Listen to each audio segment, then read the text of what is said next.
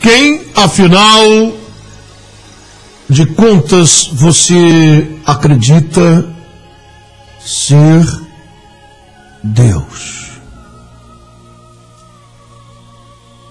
Qual é o seu conceito acerca deste ser que criou os céus e a terra? O que você pensa acerca dele?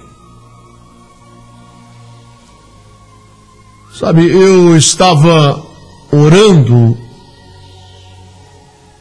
no dia de hoje e eu estava falando com Deus. E eu dizia: Senhor, não seja para mim como um ribeiro ilusório, como uma miragem no deserto, como um oásis no meio de um deserto que na verdade não existe, é apenas uma miragem. E eu comecei a falar com Deus sobre isso e me vieram pensamentos e palavras e reflexões acerca de tantas pessoas que levam as suas vidas envolvidas com um conceito divino, um conceito de Deus inteiramente distorcido e errado. E por isso eles passam a prestar culto, a adorar, a reverenciar e a esperar por um Deus inexistente, inoperante, que nada faz, que na verdade não existe. Quantas pessoas vivem assim? Eu pergunto a você. Quantas religiões existem nesse mundo que tem em suas doutrinas e em seus conceitos distorções acerca desse Deus, que é um só? Ou nós acertamos sobre ele ou nós erramos. Não existe outra opção. Ele não irá se moldar aos nossos conceitos e às nossas ideias.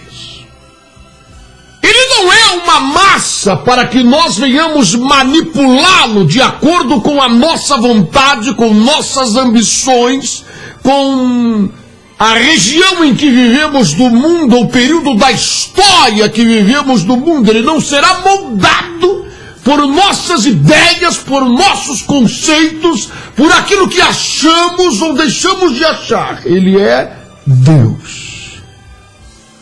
E a Bíblia Sagrada diz que nele não há mudança. E diz mais, diz que nele não há nem sequer sombra de variação. Então nós precisamos acertar. Nós vemos tantas pessoas que trazem dentro do coração uma sede, não é verdade? É por isso que nós percebemos em qualquer lugar deste planeta, ainda que estas pessoas vivam no lugar mais ermo da Terra, mais desprovido de tecnologia, de internet, de meios de comunicação, e essa pessoa nunca ouviu falar de coisa alguma, mas ela está ali adorando a um Deus, a uma árvore partida por um raio, ou a lua, ou o sol. E os antepassados faziam isso. O ser humano traz dentro de si um vazio enorme, não é? Que precisa ser preenchido pelo seu Criador. O homem foi criado por este ser, o Deus Todo-Poderoso, a sua própria imagem e semelhança, e ele precisa preencher esse vazio. Enquanto esse vazio não for preenchido, ele tem uma sede que é insaciável, nada pode preencher isso. E ele adora uma imagem esculpida, ele adora um pedaço de pau partido por um raio, ele adora o sol, ele adora a lua, ele adora a vaca, ele adora um ser qualquer. O problema disso, não vai haver resposta. Você pode adorar a Buda, e você pode se curvar diante de imagens esculpidas pela mão humana. Você pode fazer o que você quiser. Você é livre para crer naquilo que você quiser crer. O grande problema é que a tua alma permanecerá vazia e aquele oco, aquele buraco que existe lá dentro não será preenchido. O problema é que aquilo que você precisa, você não obterá resposta. O milagre que você anseia não virá a você. Nada vai acontecer. Eu me lembro do povo hebreu no deserto do Sinai. Lembra disso? Eles viram coisas que nós jamais iremos ver nessa vida. Eles viram maravilhas, sinais extraordinários na terra do Egito, operados pela mão de um Deus vivo e real, que responde, que faz acontecer, que realiza. Não é apenas um conceito, não é apenas uma ideia, não é apenas uma fumaça, não é apenas um conjunto doutrinário, não é uma religião, uma seita, mas um Deus vivo. Faraós, seus súditos e generais estavam envolvidos na adoração de tantos seres, de tantos bonecos esculpidos de mármore, de pedra, de bronze e alguns de ouro. A nação mais rica da terra era o Egito. Deus do Nilo, Deus da morte, Deus da vida, Deus da fertilidade, Deus de todo tipo. E eles clamaram a esses deuses que serviram a vida inteira, que acreditaram a vida inteira, para os livrar daqueles acontecimentos catastróficos que vinham sobre a terra do Egito e que Moisés dizia ser obra do seu Deus. Um Deus de escravos, que não podia ser visto, que não tinha uma imagem esculpida, mas que afirmava ser aquele que criou os céus e a terra. Sabe, você pode morrer numa religião oca, vazia, cheia de conceitos que não dá em nada, e que nada acontece. Você pode levar a sua vida, faça o que você quiser. Mas eu acredito que é exatamente isto que faz a diferença entre nós e os seres irracionais. É isto que faz a diferença entre você e um chimpanzé, um orangotango, um mico, leão dourado. Não é? É a sua capacidade de pensar, de refletir e de tomar decisões.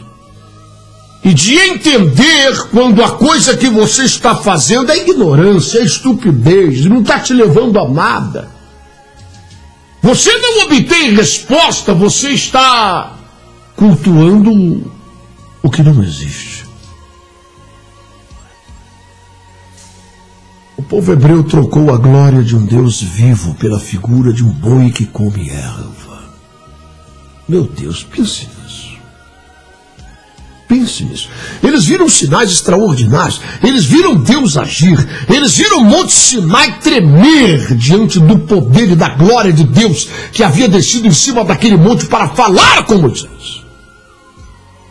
Eles viram a nação mais forte, mais poderosa, mais rica, mais bem armada da terra cair de joelhos perante um escravo chamado Moisés. Porque o Deus dele é Deus em cima no céu e Deus embaixo na terra. Eles viram isso. Eles viram o mar se abrir. Eles viram água virar sangue. Eles viram coisas extraordinárias. Mas, no entanto, você que conhece a Bíblia Sagrada tão bem e que já assistiu a alguns filmes sobre os 10 mandamentos,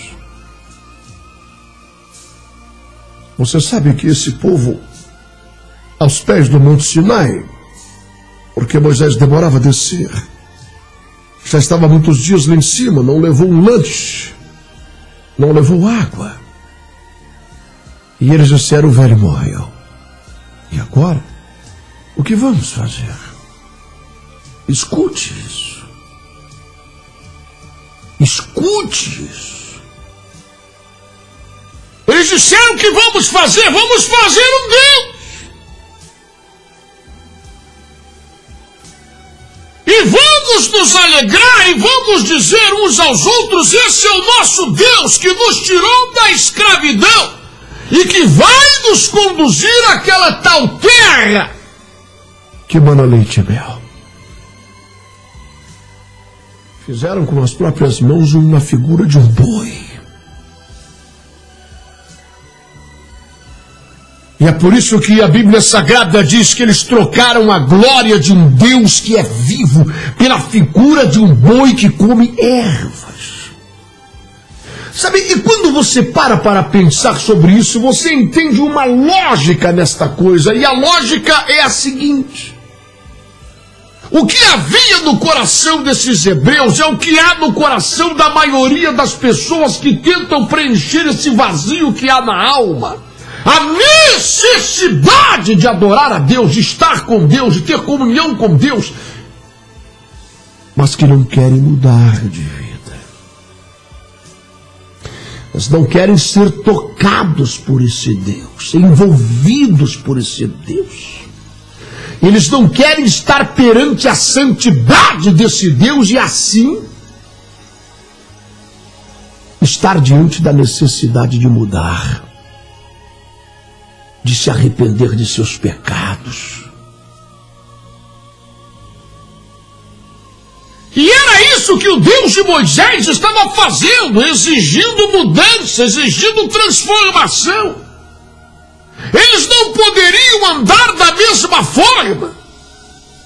Eles precisariam conhecer a esse Deus, os seus mandamentos, as suas ordenanças e os seus desejos.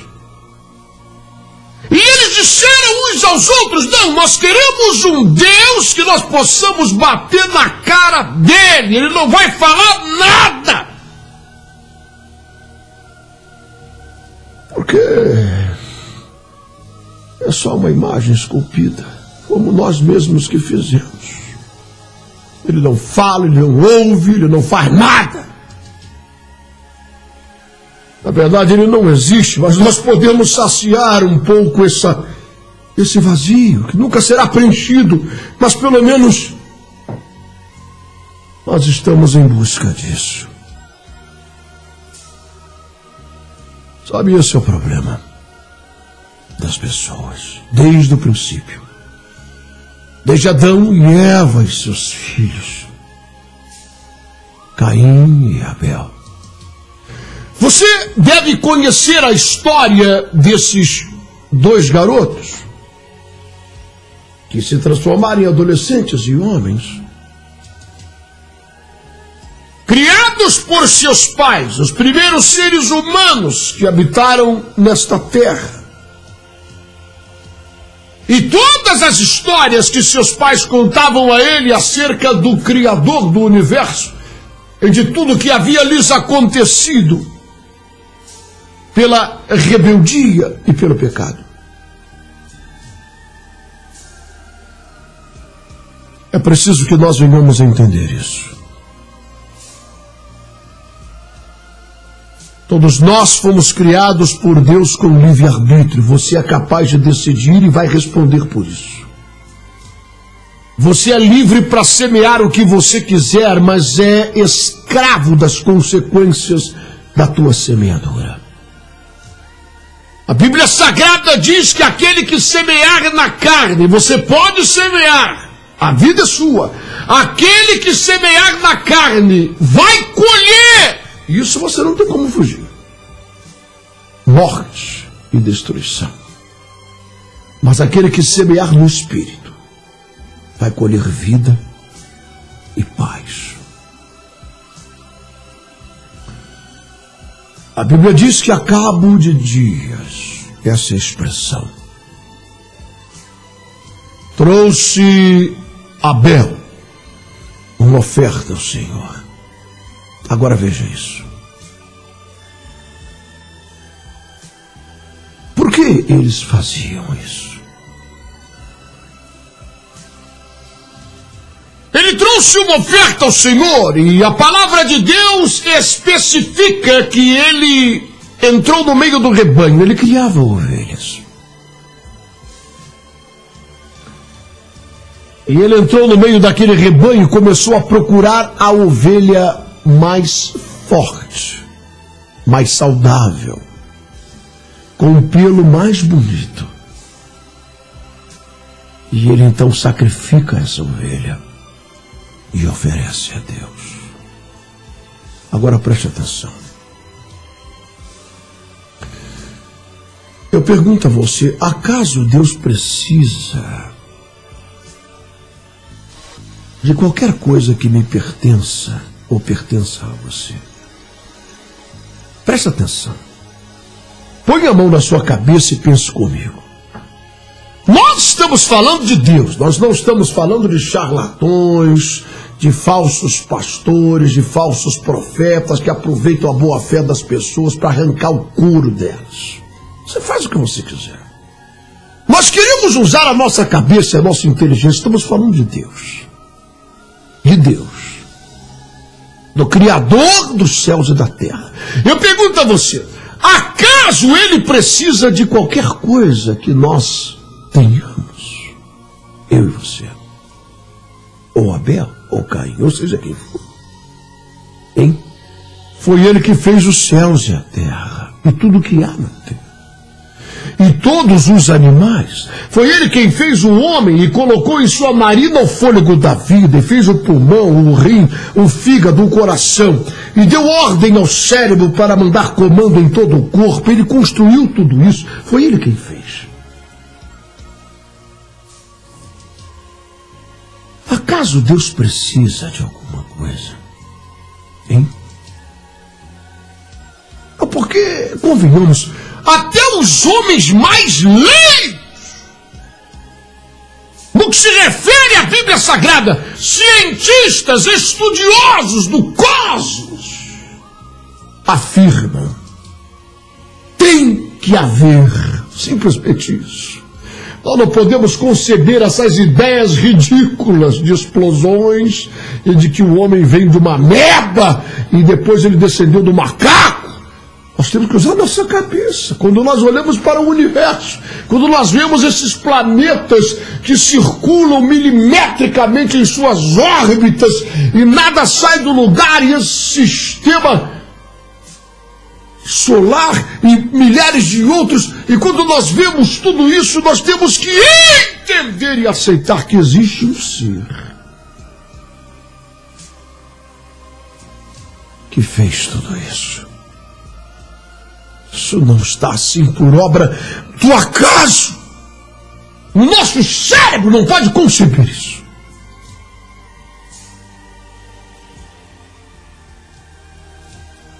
Ora, esse Deus não precisa de nada. Ele não precisa de 10 reais, e nem de 20, e nem de 100, e nem de 1000, e nem de 10 mil. Ele não precisa de nada. Ele, tudo pertence a Ele.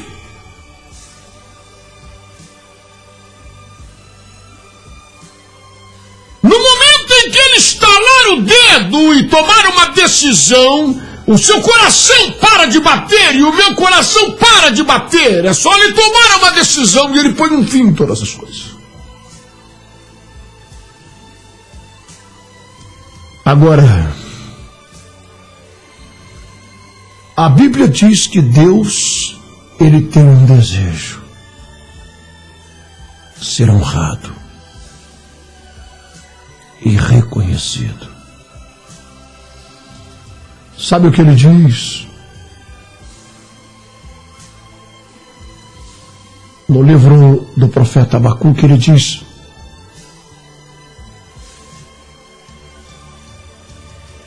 vocês me chamam de pai, e vocês também me chamam de Senhor. Mas se eu sou pai, aonde está a minha honra? E se eu sou Senhor, aonde está o temor que é devido a um Senhor?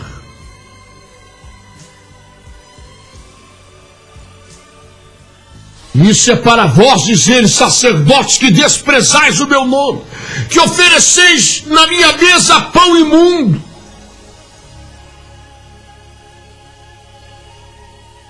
E ele disse: maldito! Veja essa expressão. Nós precisamos olhar isso com cuidado. Não precisamos e não devemos cometer o mesmo erro que Caim cometeu. Você conhece a história. Você sabe que Abel ofereceu o melhor para Deus. Ele pegou no rebanho e ofereceu para Deus. E a Bíblia diz que ele queimou aquele animal, aquela ovelha. E aquele animal queimando, a Bíblia diz que chegou nas narinas de Deus como aroma e como perfume. Veja isso. Porque ele foi honrado, não pela ovelha em si, mas pelo ato, pela atitude, pelo reconhecimento daquele homem, de que Deus merece o melhor, porque tudo pertence a Ele. E nós devemos apresentar a nossa própria vida a Ele como um sacrifício vivo, santo e agradável a Deus. Caim apresentou uma porcaria, ou seja, ele pegou um pedaço de punhado de mato, ele vivia de plantações, ele pegou algumas verduras que estavam queimadas pelo sol, que já que era para queimar no fogo, já que era para oferecer em sacrifício, então ele pegou uma coisa que estava meia murcha, meia já estragada, meia já cheia de bicho, meia já comida pelo sol, e ele pegou, catou aquilo e jogou no fogo e ofereceu a Deus de qualquer maneira. A Bíblia diz que Deus rejeitou Caim e se agradou de Abel. Por essa razão, a vida deles tomou cursos completamente diferentes, eternamente diferentes. Sabe, isso é muito importante para nós. Ele disse ao profeta Malaquias, ele disse: maldito. Isso é uma coisa violentíssima, meu irmão, porque é Deus que está falando. Que uma coisa é você quebrar uma maldição que foi feita no terreiro da macumba, não é verdade? Que te amaldiçoaram, amarraram teu nome na boca de um sapo, fizeram um despacho com um prato numa encruzilhada com o teu nome e fizeram uma maldição. Uma coisa é você quebrar isso pelo poder de Deus, é moleza. É uma verdade. Cai tudo por terra, não é mesmo? Por maior que tenha sido a praga que rogaram contra você. Agora eu te pergunto: aonde é que você vai fazer uma campanha para quebrar uma maldição que vem do próprio Deus para a tua vida?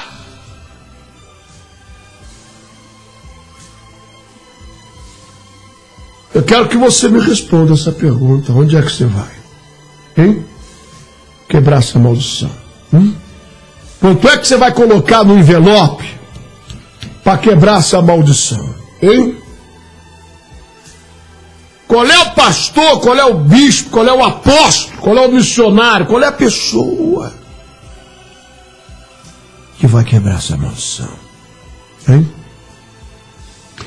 Deus, ele diz: maldito seja o enganador que, tendo um animal macho forte na sua manada, e oferece a mim aquele que está manco, que foi mordido por uma cobra, que está doente, que tem uma mancha. Porque eu sou o grande Deus. Oferece isso ao teu governador e veja se ele terá prazer em ti. Quanto mais eu, que sou o Criador do universo. Eu não sei o que é que você pretende da sua vida. Sei que todos nós somos livres para fazer o que quisermos. Mas o pior dos erros é o engano. Se você não quer dar honra a Deus, mas ao contrário disso, se você quer honrar o capeta com as tuas atitudes, com a tua vida de carnalidade, faça isso. Você é livre. O inferno é grande, cabe gente dessa. Está entendendo? E é bíblico isso. A Bíblia diz que a maioria vai para lá. Então você é livre para fazer. Agora, o pior de tudo é o engano. É você estar entre aqueles que acha que vai entrar no reino dos céus e levou uma vida cultuando um ribeiro ilusório. Um Deus que na verdade não existe, que foi criado pela tua mente. Ou foi criado pela mente de algum pastor, de algum bispo, de algum apóstolo, que catou alguns versículos conforme os seus próprios desejos e construiu um Deus que não existe, que não é real, que não é este, que não tem sentimentos, que não tem emoções, que é uma máquina de bênçãos. Um Deus que você não se relaciona com ele, como um filho se relaciona com o pai. Então, a experiência de Caim e de Abel nos serve para mostrar isso. O que Deus está desejando é ser honrado como pai e ser temido como Senhor. Simplesmente isso. Que nós venhamos crer em sua palavra e conhecê-lo como de fato ele é, e não criarmos e muito menos permitirmos que alguém venha criar para nós um Deus inexistente para que venhamos adorar. Por mais que esse Deus venha a ser conveniente às nossas emoções, convenientes à nossa carnalidade, conveniente aos nossos desejos e projetos de vida.